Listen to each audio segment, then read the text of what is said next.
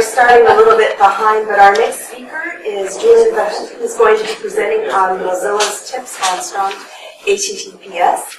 If you might have read from your agenda, Julien has a lot of experience in web application security, service architecture, cryptography, and risk management.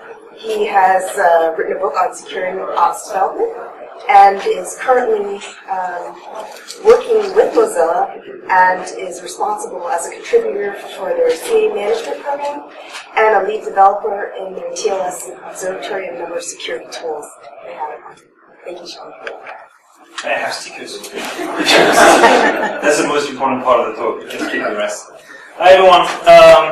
This is about HTTPS, and it's not going to be your typical, or hopefully not your typical HTTPS talk. How many people in this room know what certificate transparency is? Good, that's okay. How many people know what OCSP stapling is? So I'm going to be talking about that stuff. The stuff that you need to think about that is not necessarily obvious when you set up HTTPS for the first time. So we're going to start talking about HTTPS for sure, but then TLS, cyphersuits, and PFS, and why that matters. We're going to also talk about HSTS, HPKP, OCSP, and we're going to talk about CRL, one CRL, Certificate Transparency, CAA. It's already a lot of acronyms. And if we have a little bit of time, we're going to talk about the web PKI. I have some cool stuff, things happening on the internet that you might like. So you can find these slides online at Google DHLP&A, and this is all an online foundation. I work at Mozilla. I work on the Firefox backend services. I do a whole bunch of SSL-related stuff. I wrote a bunch of tools I still maintain. If you've ever seen the Mozilla server-side TLS guideline, that's something I wrote with some of my coworkers. And I also wrote, or I'm in the process of writing a book where we talk about a lot of the things that we're going to talk about today. It's called Securing DevOps. So this is a tweet from last year that was posted by the head of Let's Encrypt. And this is telemetry, as in data we received from Firefox users into the Mozilla telemetry infrastructure, that told us that we had just passed the point where half of the connections to websites were using HTTPS. We were actually more encrypted than not. That was the first time it happened, and that was just happening last year. So we're still at a point where about half of the connections on the internet are into the text, and that's sad. But the connections that are encrypted, that are using HTTPS, are the ones that we're really going to care about today. Because you could be using HTTPS, but that doesn't necessarily mean that you're doing it right. And we see that a lot. Like very, very few sites are using HTTPS the bad way. So in this little pie chart here, what we see is 5 different types of HTTPS configurations. And this is measured by a service that we call the TLS observatory that goes out, scans sites, and retrieve the cyphersuit configuration of a site, the certificate configuration of a site, etc., and puts that into a database and does a bunch of analysis on it. And this is a query I ran this morning on the last 60 days of scans that we run, so it's about 100,000 sites. You can also use it yourself. If you go to observatory.mozilla.org, there's a fancy little page, and it will give you data. And so what we see here is about 40% of sites use intermediate TLS configuration, which is the one we typically recommend because it's a trade-off between security and compatibility with all the browsers. It's usually good. About 36% use something that we describe as non-compliant, as in it's probably okay, but it has some things that we don't like. The pie chart doesn't exactly say why, but when you use a tool, it actually tells you what you need to change. But more alarming here is 21%, more than a quarter of sites that use HTTPS have bad configuration, as in they have parameters in the config that are not secure, that can potentially put or remove the entire security that HTTPS provides. And on the other hand of that, what we call modern configuration is very rarely used. It's 0.78% of sites. So some of the reasons for these is some sites, sometimes, need to maintain compatibility with very, very old clients. And that's very rare, but it happens. For example, Mozilla.org needs to allow Windows XP users on Internet Explorer 6 to connect because they need to be able to download Firefox. And yes, we still have those users, and it's still horrible to have to maintain an infrastructure for them, but we do it. We have a very specific use case for it. But most sites absolutely do not need to have that kind of compatibility because users will just connect with Firefox or Chrome or IE. So the type of failures that we often see, if we look at the bad configurations, are this one. That's a sample with a count from the 100,000 sites I listed. The first one is we still see a whole bunch of sites that have RC4 SHA as in their cipher suites. And RC4 has been known to be insecure for years. But people just don't update configurations, and secure configurations don't come by default. So we still see it on a bunch of sites. And we see it, so IDEA is the same type of cipher. It's a cipher that was developed in the 90s that nobody uses, that has received very, very little cryptographic cryptanalysis, so we're not even sure that it's not vulnerable to something. Why people have it enabled? Probably because it's a default configuration somewhere. And the other two, RC4 as well. This one I like because it's RC4 with MD5. It's even better. It's really, really shitty. And the fifth one here is maybe you shouldn't use a key that's smaller than 2048 bits. Apparently some people are still obsessed on 1024-bit keys. Or maybe you shouldn't have an MD5 signature on your certificate. So we see all of these things because people just don't necessarily look at the configuration of their sites. So I'm going to pick at someone here, and I needed a victim, so I picked bsides10.net. And bsides10.net doesn't do very well on the observatory ranking. They start with an F, and here we're really looking at general web security type headers, so there's no content security policy, but we don't care about that today. There's no public key pinning, there's no strict transport security, there's no redirection to HTTPS. It's bad all around. Then we can start looking at the TLS configuration specifically that gets a massive fail with compatibility level insecure. And this is the cipher suites. I'm sorry for the quality here, but essentially it's bad. And there are way too many of them. This is not unusual. We see this sort of things on a lot of sites. I'm going to explain how to prevent it. More importantly, when you try to connect to bsides10.net, you get this.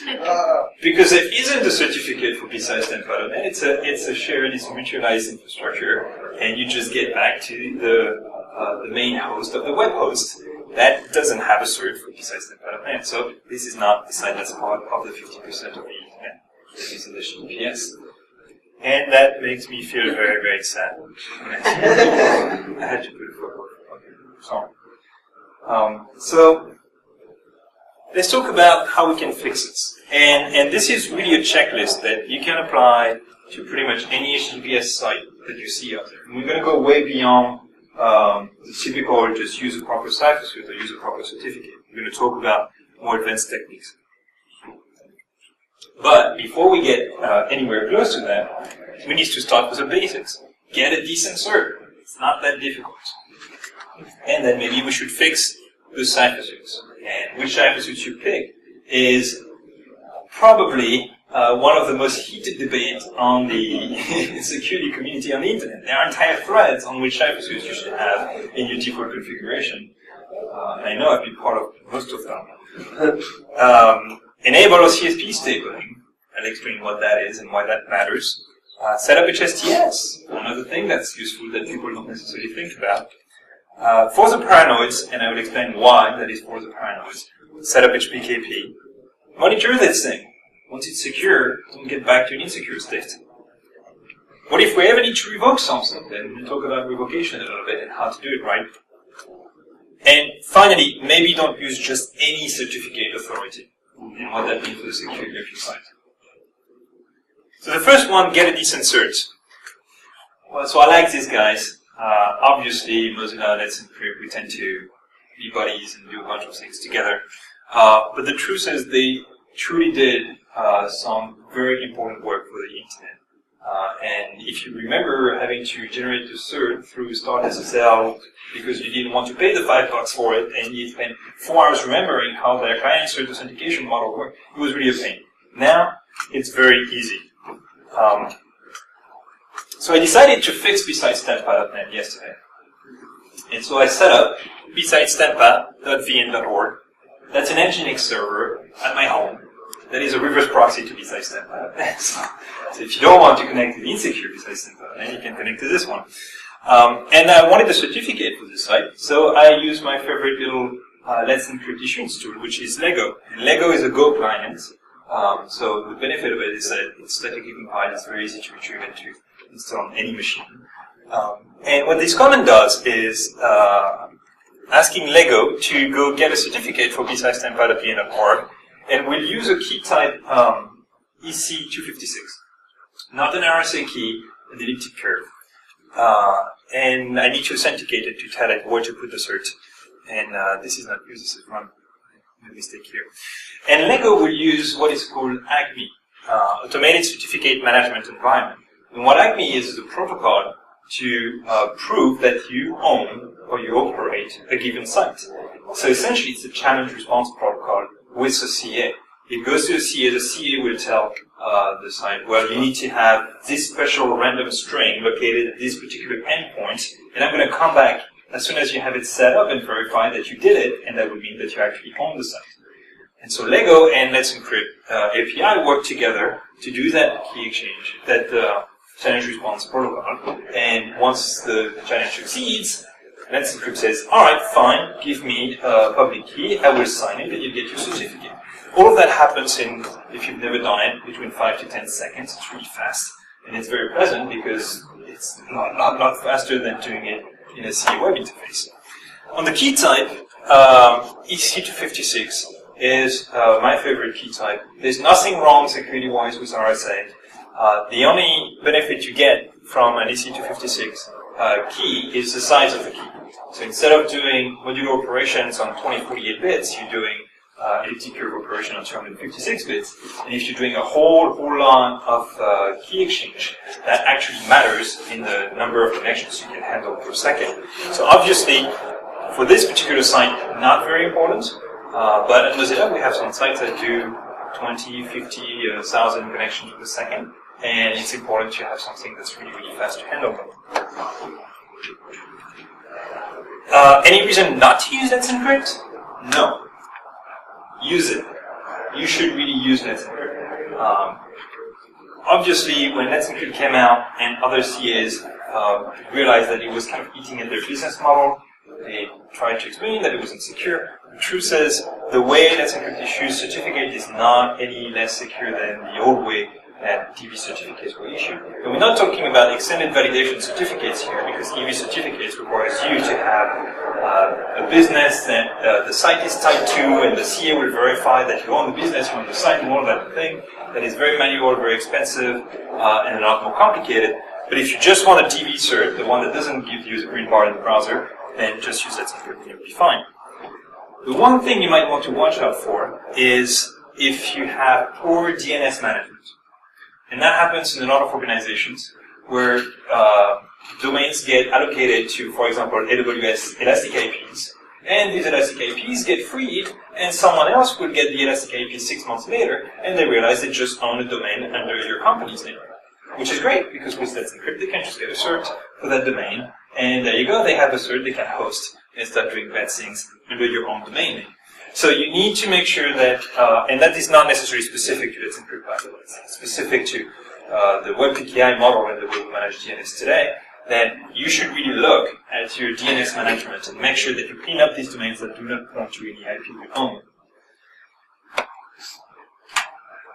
Fix the cipher suits. So, the bottom of the list of cipher suits that we had for besides Tempa, we see all of the ones that we don't necessarily like. RC4 SHA, RC4 MD5, a little bit of 3DES at the bottom here, some seed SHA here.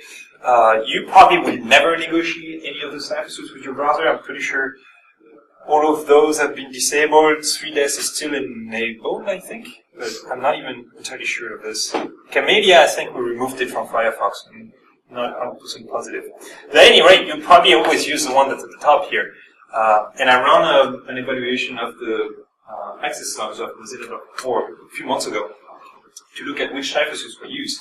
And the immense majority of connections were, like in the 97%, with the one at the top, ECDHE, I say 256 or 128, one of those modern connections. So most of your customers, most of your users will use a modern one. You can just disable those. And to disable those, that means you need to go inside your Nginx configuration and set it which cipher suite you want to use. So in this case here, we're going to use the modern configuration that is recommended on the Mozilla guidelines. You could use the intermediate, same principle. The modern one removes everything that is not elliptic curve Diffie-Hellman with PFS. I'll explain that in a moment. So you only get the most modern, fastest stuff in the world. You even get the SHA-20 stuff that OpenSSL probably doesn't support at the moment. But it's fancy, it's fast, use this.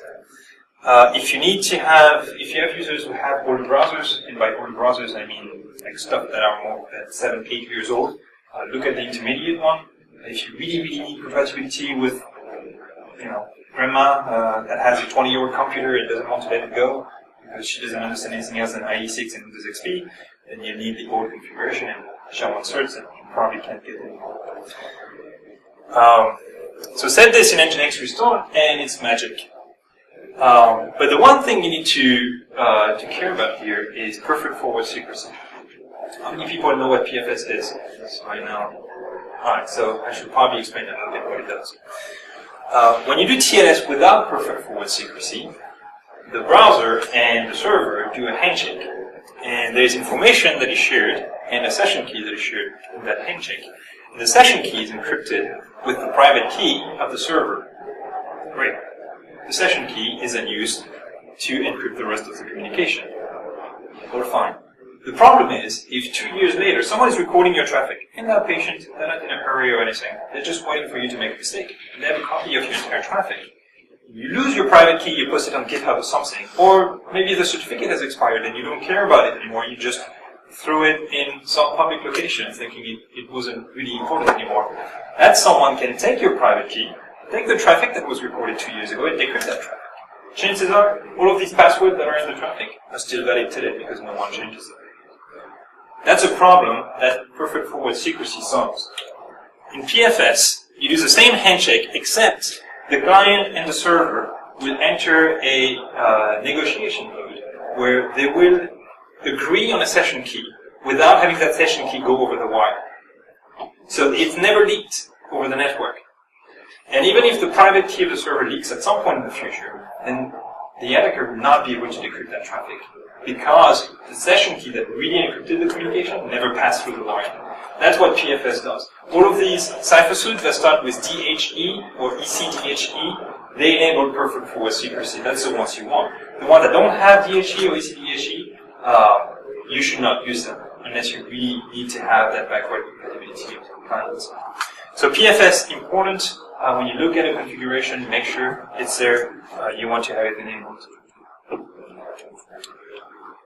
OCSP stapling, another fun one. So revocation is really difficult in the web PKI. If the certificate authority revokes a certificate, web browsers most likely will not be able to retrieve that information, because retrieving that information means either receiving a list of revoked certificates, and you can imagine that huge, or querying the certificate authority in real time when the connection is being established to check that the certificate is not revoked.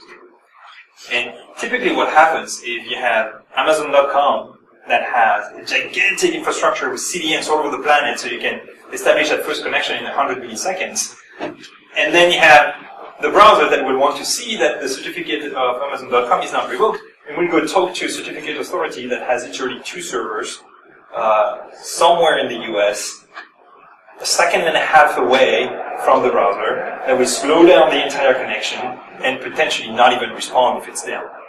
So you're putting that dependency on an external component that will slow down the entire traffic.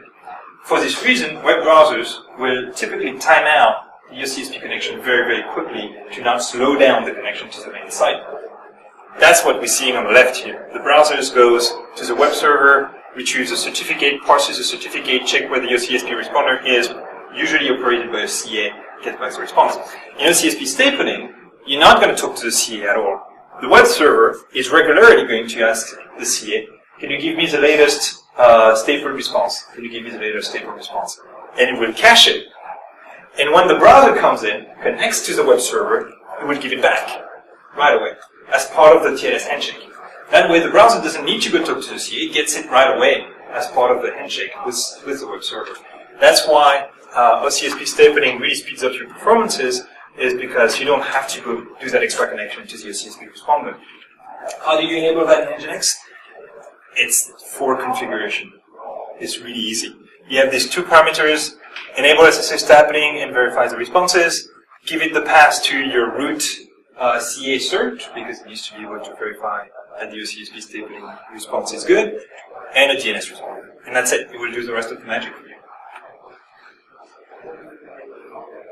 Set up HTTPS. Once you have HTTPS on a site, then make sure your users will always use HTTPS on your site.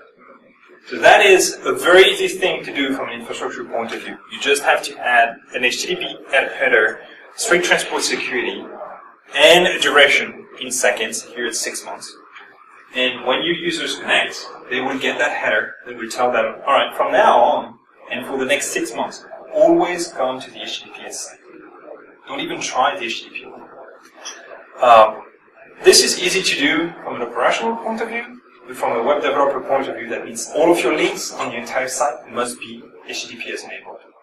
So there's usually a bit of work to do if you're converting an existing site to HTTPS and you want HTTPS everywhere. You need to do a bit of work to make sure everything is enabled and is available through the HTTPS connection. That's why it's better to do it from the get-go, because it's just part of the expectations. You can't even launch if the site, your resources are not HTTPS enabled. Benefit of HTTPS. So first of all, where does this go? This goes inside of, so if you're using Firefox, it's going to be in your profile. If you're using Chrome, same thing. So I'm not sure where it is. This is a location for Firefox. It will go inside of your profile directory, and you will have a file called site security service state.txt with an entry for each domain that has HTTPS enabled with a duration. When the duration expires, then the entry is removed from the cache. But all of the sites in here would only be accessed through HTTPS. So you can go look, if you want, in your profile, search for site security service state.txt, and you'll find all of the sites that currently are pinned to an HTTPS connection. So when you enable it on your site gets added to that list that each user maintains. The other benefit of HTTPS is once you have it enabled on the site, the browser will not even try to connect to HTTP anymore. It will not do that first connection. You know when in the address bar you type google.com, then the browser first goes to http.google.com, gets a 302 to https.google.com, and then finally does a secure connection. But if the browser knows that google.com is pinned to HTTPS, it skips that first part and goes straight to https.google.com. So that means from your point of view that you don't even need to maintain the HTTP endpoint anymore because there's very little traffic that goes through it. Only new users will see it. And there's even better than this is you can set it HTTPS through an HTTP header. You can also preload it into browsers. So you can even go tell Chrome and Firefox that your users should always come to your site through HTTPS, even if they've never come to your site before, even if it's their first visit. You can actually preload that information into the browsers. And at that point, if it's preloaded into the browser, then the browser right away will know that your site is always HTTPS. It will always connect to it. On Mozilla, can you set it for specific sites yourself? Somewhere in your settings? In Firefox, you mean? Right. You could manually enter a site into the list that was here, this list. So you can manage it fine yourself if you want. Okay. And you can add entries to it. I'm not sure, you will have to look up what the other values on the right side are, because I forget their exact meaning. But yeah, you can absolutely maintain that file yourself. You can also use an extension that's called HTTPS Everywhere from the EFF that will do that for you.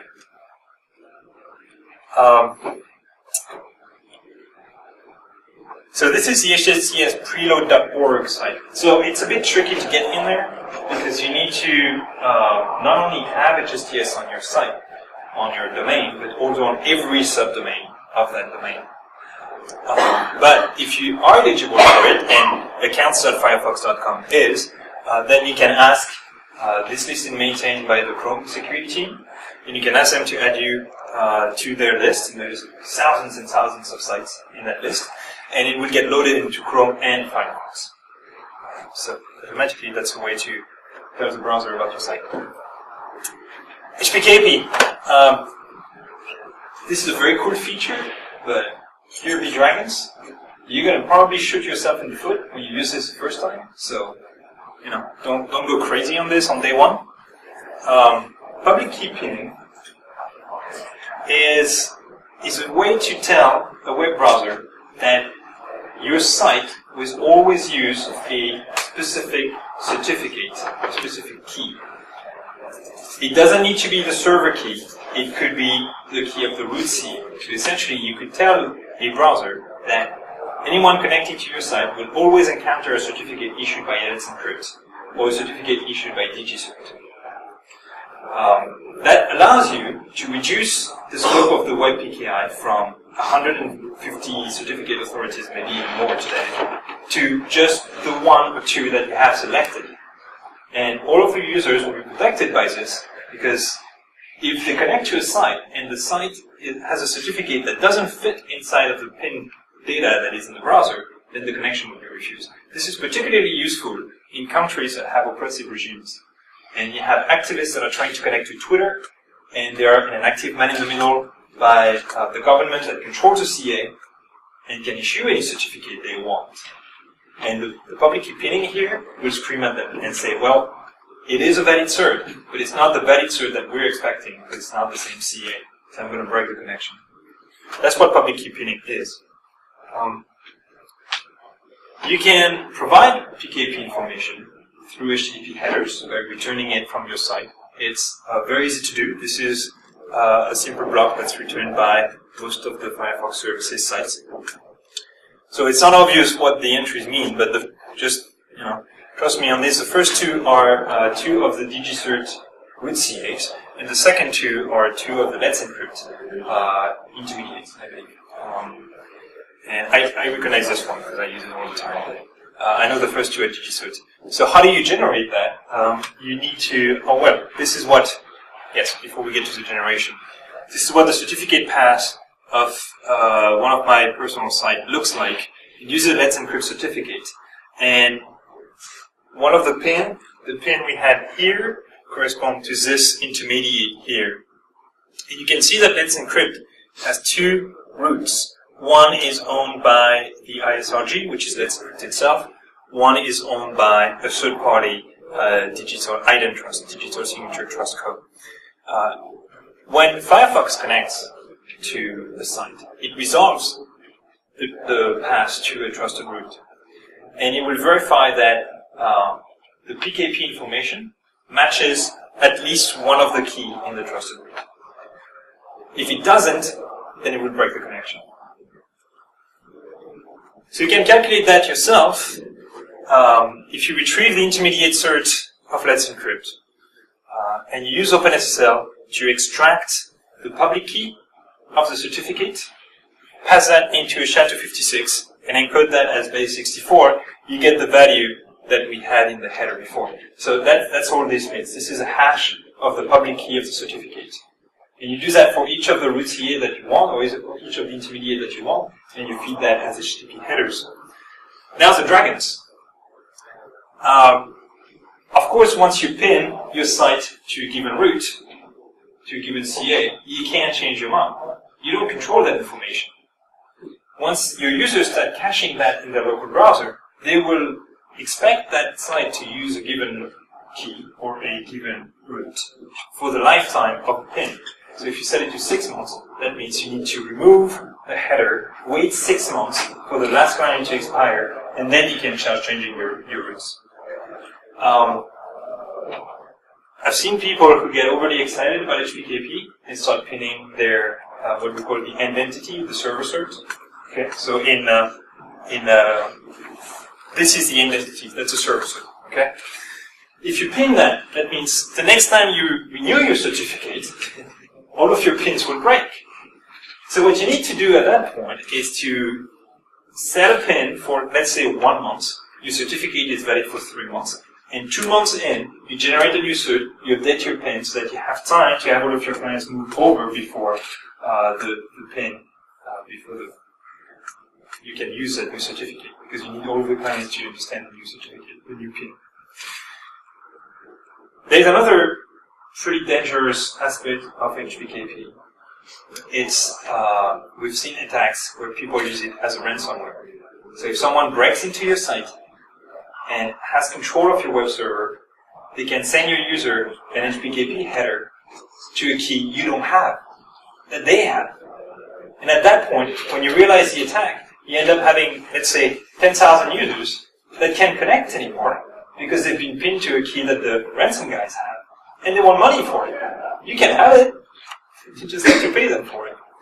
So there's no good way to prevent this type of attack. Just make sure people can't break into your web servers, essentially.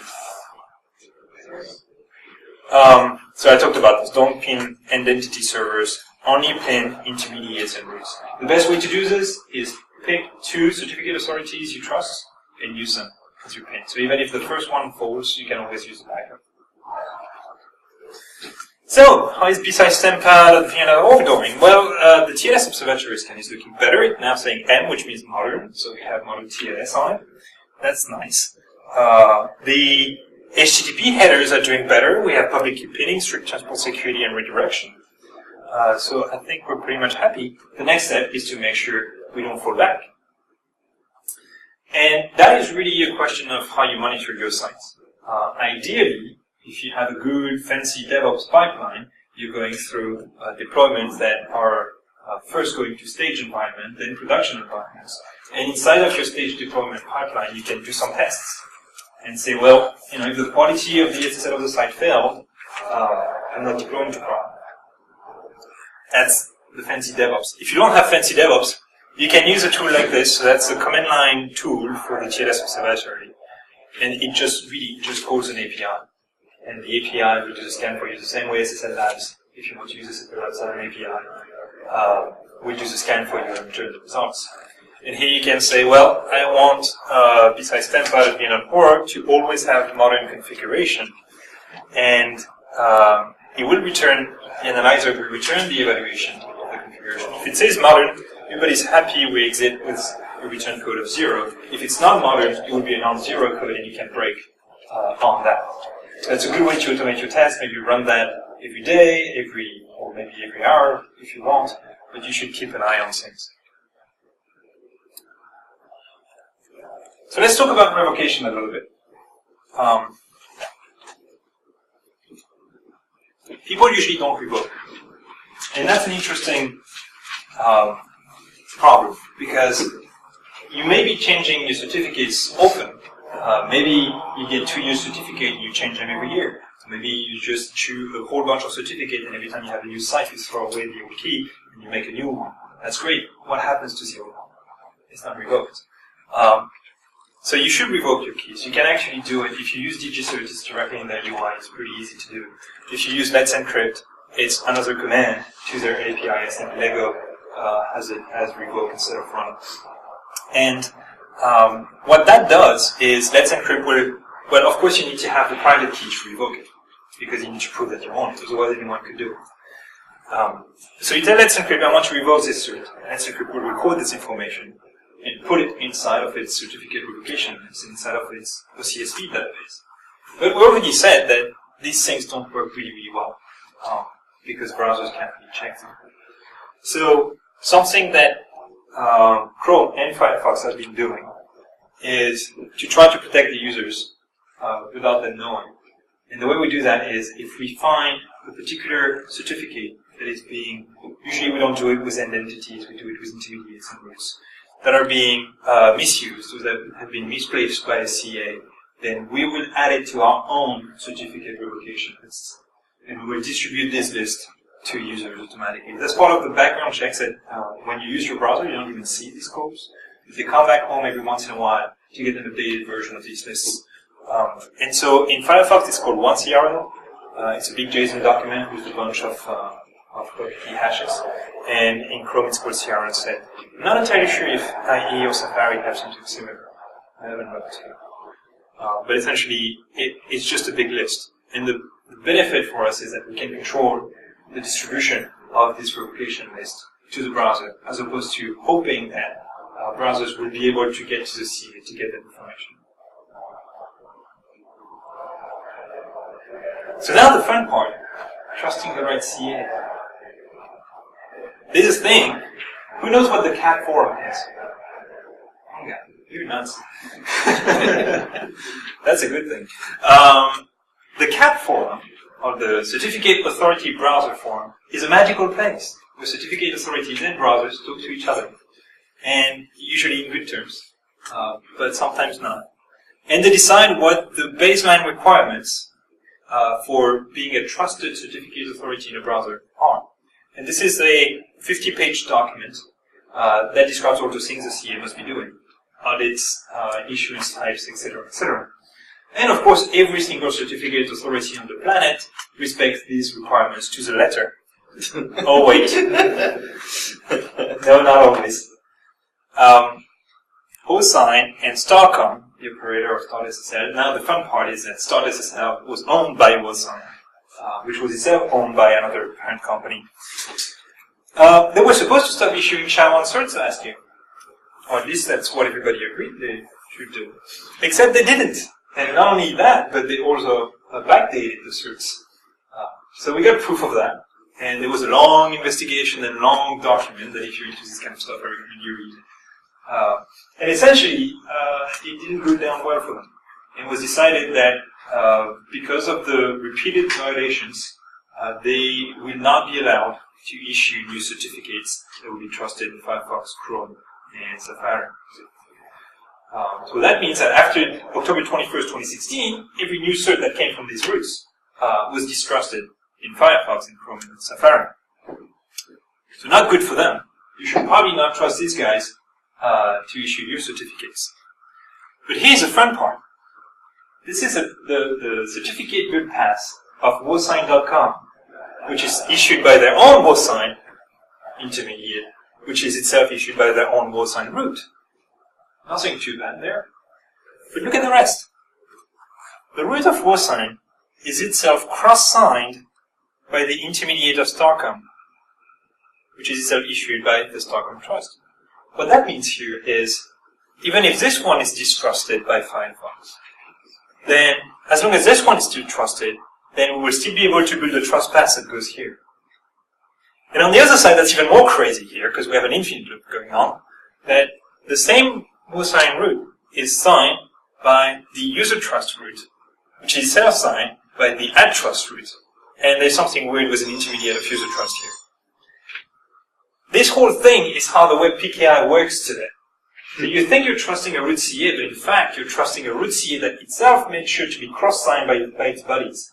They're butting up together, probably exchanging some money in the process, and cross-signing each other. So if you revoke this guy, essentially, it could keep issuing stuff as long as this guy is trusted. That's how the boot pass works. It's a bit crazy. So the way WoSign was distrusted was specifically not necessarily using the boot pass, but specifically looking at a cert where somewhere in the chain, this guy was present or that guy was present. So we had a specific blacklist for them because of this kind of situation. So if you have to pick two CAs, you should pick two CAs that have a clean history. And this is maintained by Ivan Ristic, who wrote SSL Labs. You have the entire history of the web PKI in there with all the incidents and everything. It's beautiful. Just make sure whatever certificate authority you're using isn't present in there. Support CAA records. I didn't talk about CAA records. It's a way for your organization to say, I only want DigiCert to issue my certs. If you do if you use dig and you go look at dig CAA google.com, you'll see that they only want Symantec to issue search for them. And the other certificate authorities are supposed to be looking at the CAA record when they issue a cert and say, well, I'd like to issue you a cert, but the CAA record says I'm not supposed to, this guy's supposed to do it. So CAA is useful. It's not deployed widely, only a few certificate authorities use it today. but I'm hoping that it will become more of the same. You should also make sure that whatever certificate authority you're using publishes certificate transparency logs, which means they require that every cert they issue, every cert, is written in a public log that cannot be tampered with. And so other organizations can audit these logs. And then finally, once you have all of this set up and you're happy with your two certificate authorities, then pin them. Say I want to stick with DigiCert and Encrypt for the next 5 years, so I'm going to set a pin to 6 months. And the day I change, in any case, it's going to take me more than 6 months to do it. Cool. I'm done. Hey, 41. Doing pretty good on time. I got a little game. If you guys are into games, I'll post that on Twitter as well. But I have 2 coupons, free coupons for the book, if you want them. And you can have them if you can get your site to match Mozillas modern TLS. And to prove that it's yours, you have to put the number 5 at the root. Says bsides10pas17.txt, saying bsides10pas is awesome. Do that. The first 2 who can do it will get a coupon to get a free copy of the book. And Manning was nice enough to give 40% off all Manning books. So if you're looking for books, now's a good time. All right. With that, I have exactly 3 minutes for questions. Yep. What problem is TLS 1.3 installed? I want to say nothing that operators should care about. It's mostly more into the weeds of how the crypto of TLS works and removing one round trip of the handshake, cleaning up some stuff. So it's a complete re-architecturing of the protocol, but everything I've said today will still be true in a TLS 1.3 world. So we're not changing the core of how HTTPS is, uses TLS with TLS 1.3. I don't want to say wrong things, but I think it's mostly the round trip that's removed and the new cycles. Yep. I noticed in the list of the cyber suites that you were favoring the elliptic curve Diffie Hellman. Yes. How do you avoid the recent vulnerabilities with the Diffie Hellman with the small key size? Right. So these don't apply to elliptic curve Diffie-Hellman, they apply to regular Diffie-Hellman. And if you use regular Diffie-Hellman, which works very well but is slow, then the problem is if you use it, but you use standard, essentially the default key that are provided, the default DHash parameters that are provided. So since then, at the time of the vulnerability, the recommendation was to generate your own DHash parameters. But since then, the TLS working group has standardized a set of DH parameters, 2048 and above, that you should just use. So there's an RFC, I don't remember the number, but it has, and it's on the server-side TLS page of Mozilla, we have them listed. So you should just use those, because they're known to be part of groups that are secure. And the ones that you were listing, because they're elliptic curve, it doesn't apply to that. No, it doesn't. You don't specify a DH parameter on ECDH. Yes? For the challenge, do you also use Let's Encrypt as well, or? Whatever you want. I like them. And just make sure you don't pay. Just make sure you don't pay more for the certificate than you would pay for the book. That's the end of it. That's a bit money. Anyone wants a sticker? I'm going to distribute stickers. So there's no more questions. Actually, all the stickers outside are gone, so I'm just going to stand there and distribute stickers. That's it.